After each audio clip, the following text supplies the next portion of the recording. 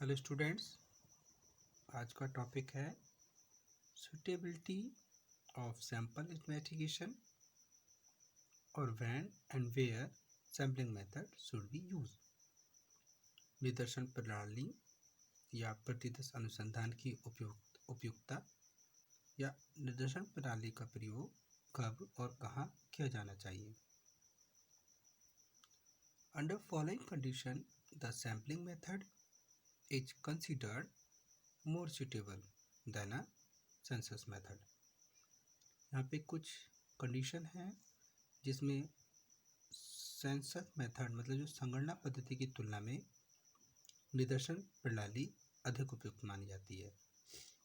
जैसे फर्स्ट है infinite universe, अनंत समग्र।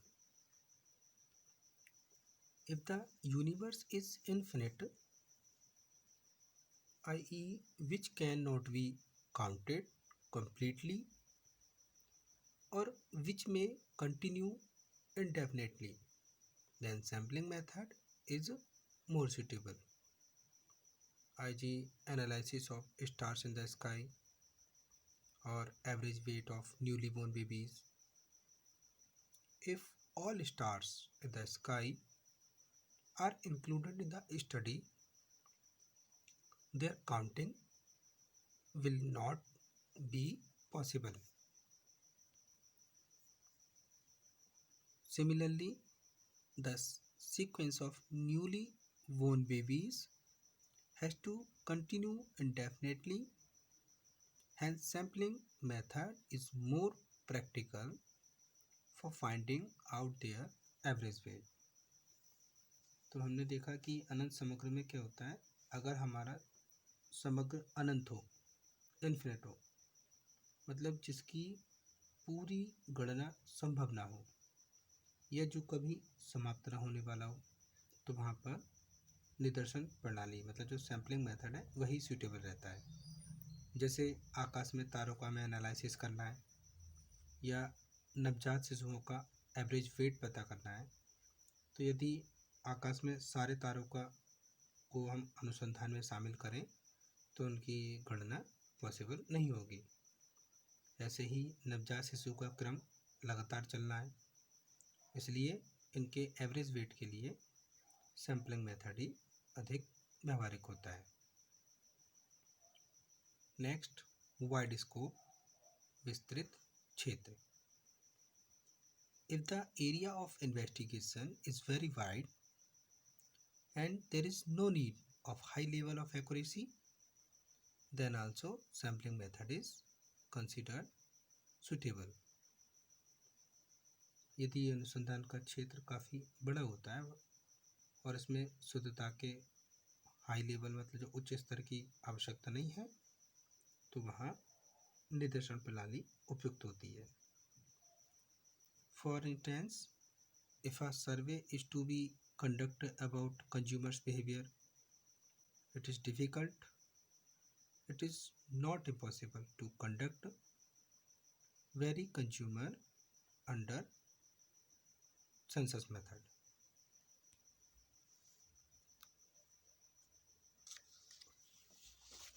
Whereas this work can easily be done on the basis of sampling method. जैसे इसमें example के लिए देश के उपभोक्ताओं की हमें रुचि का सर्वे करना है, तो संगणना में प्रत्येक उपभोक्ता से कांटेक्ट करना होगा, जो पॉसिबल नहीं है और काफ़ी कॉम्प्लिकेटेड हो जाता है, जबकि सैम्पलिंग मेथड पर ये कार्य बहुत इजी हो सकता है। नेक्स्ट, डिस्ट्रक्टिव यूनिट्स, नाशवान इकाइयाँ। If the testing of units is destructive, then we have no option except sampling method. यदि अनुसंधान की इकाइयाँ नाशवान हैं तो निदर्शन प्रणाली एकमात्र विकल्प रह जाती है। For instance, in a factory of crackers, if each crackers is tested or for the average life of electric bulb is tested, then the universe will be destroyed in the process of testing. Similarly, if blood of a person is to be tested, it is possible only by sampling method. जैसे अगर कोई पटाखे की factory है, वहाँ फुलझड़ियाँ वगैरह बनती हैं, तो अगर हम हर फुलझड़ी को जला के देखेंगे या बिजली के बल्बों की औसत आयु के लिए हर बल्ब को जला के देखा जाए, तो जो हमारा पॉपुलेशन है वही डिस्ट्रॉय हो जाएगा, नष्ट हो जाएगा।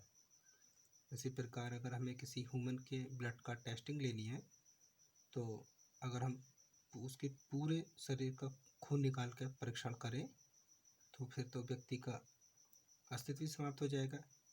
इसलिए ब्लड का जो टेस्टिंग करी जाती है वो हमेशा सैंपल के आधार पर ही होता है। नेक्स्ट देखेंगे यूनिवर्स आउट ऑफ रीच, पहुंच से बाहर समग्र। In some cases census is practically out of reach and sampling method is the only alternative. For instance, if the total resources of iron ore in iron mines of the country are to be estimated, it is impossible to weigh the total resources. In such a situation, only sampling method can provide the base for estimation. जैसे कुछ क्षेत्रों में जो संगणना होती है census method, उसका कार्य व्यावहारिक रूप से पहुंच से बाहर होता है और वहाँ सैंपल मेथड का ही प्रयोग करना होता है। फॉर एग्जांपल, जैसे देश में सभी लोहा की जो खानें हैं उसमें से हमें लोहा भंडारों की मात्रा की गणना करनी है, तो ये इम्पॉसिबल है कि खानों से सारा लोहा निकाला जाए, फिर उसका वेट करा जाए, तोल के देखा जाए, ऐसा पॉसिबल ही नहीं है। तो ऐसी सिचुएशन में सैम्पलिंग मेथड के आधार पर ही हम जो लोहे के भंडार हैं उनका अनुमान लगा सकते हैं। नेक्स्ट है यूनिफॉर्मिटी, एक रूपता, समग्र में एक रूपता। If there is uniformity in all units of universe, then sampling method will be definitely prove simple, economical and useful. यदि समग्र इस प्रकार का है कि उसकी सभी इकाइयों में यूनिफॉर्मिटी है, एक रूपता है, तो निदर्शन रीति निश्चित रूप से वहाँ पर सरल, मितव्ययी और उपयोगी सिद्ध होती है। नेक्स्ट देखते हैं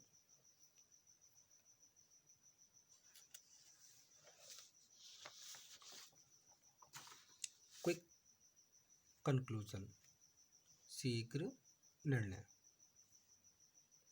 In certain investigation, conclusion are to be drawn within very short period, i.e. opinion survey of voters before voting. In such cases, only sampling method can be adopted. कुछ अनुसंधानों में बहुत कम समय में कंक्लूजन निकालने की आवश्यकता होती है। जैसे वोटिंग से पहले जो वोटर्स हैं उनके ओपिनियन सर्वे लेना, तो हम ऐसी सिचुएशन में सैंपल मेथड को ही अपनाते हैं। नेक्स्ट, लिमिटेशन ऑफ इन्वेस्टिगेशन, अनुसंधान की सीमाएं।